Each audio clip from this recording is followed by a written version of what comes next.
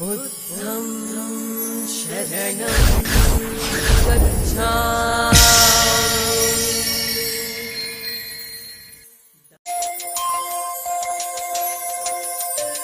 Years rolled by.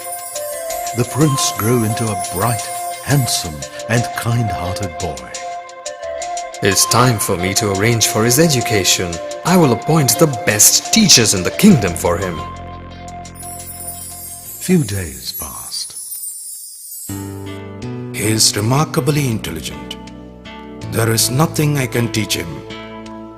Let me convey this to our king.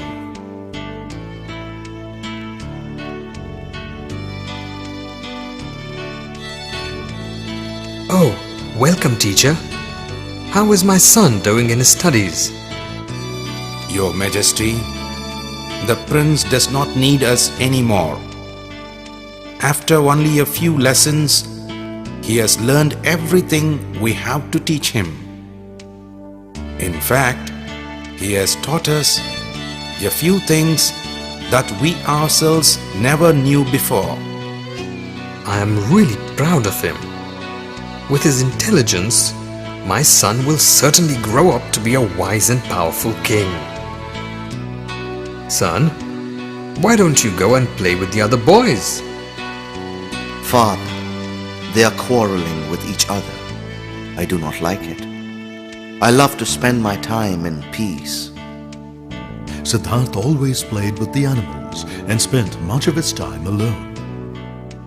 One day, as the prince was sitting in the garden, a flock of white swans flew overhead. Suddenly, an arrow shot up into the air, striking one of them. The stricken bird fell out of the sky and landed in the garden.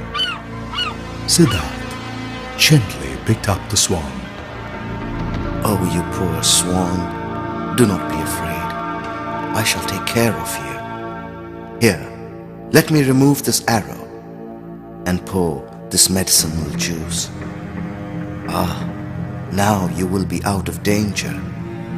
Devadatta, cousin of Siddhartha, came running into the garden. Siddharth, great news! I got a swan. You should have seen my aim. I hit it with my first shot. It fell down somewhere near here. Help me look for it. What? This is my arrow. Where is my bird? It's with me. Yeah, I can see it. You took my swan. Give it back to me. I shot it and it's mine. Don't ever touch it. I found this bird lying here, bleeding, and I don't plan to give it to anyone while it is still wounded. It belongs to me. I shot it fair and square. And you have stolen it from me. Give it back or I will take it back. It belongs to the sky and should be set free to go on its way as soon as it is able to fly. Until it recovers, it is mine, since I saved its life. The two boys stood arguing like this for some time. Devadatta was getting angrier and angrier, but Siddhartha refused to give him the swan. When two grown-ups have a quarrel like this, they settle it in court, in front of a group of wise people. Each one explains his case. Then the wise people decide who is right. I think you and I should do the same. I don't like this idea very much. But I agree because this is the only way I can get my swan back. So the two of them went to the palace and appeared in front of the king and his ministers. Father, we are here to settle our dispute over this swan. Let me hear your story. First, it is Devadatta's chance. Both gave their sides of the story. The court was also divided and could not arrive at a unanimous verdict. Then, a very old man came to the court, whom no one remembered ever seeing before.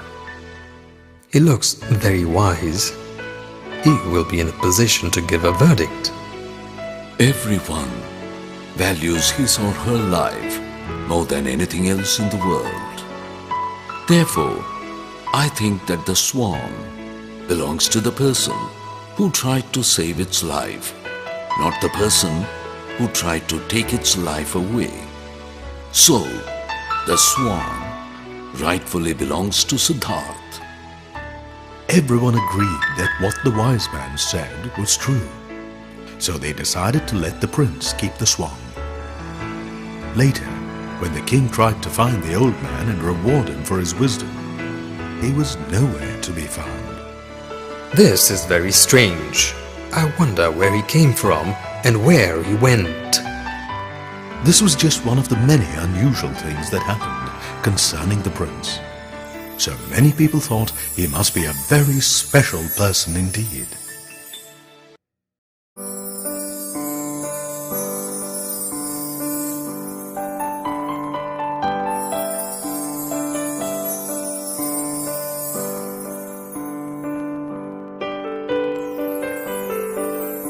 बुद्धं शरणं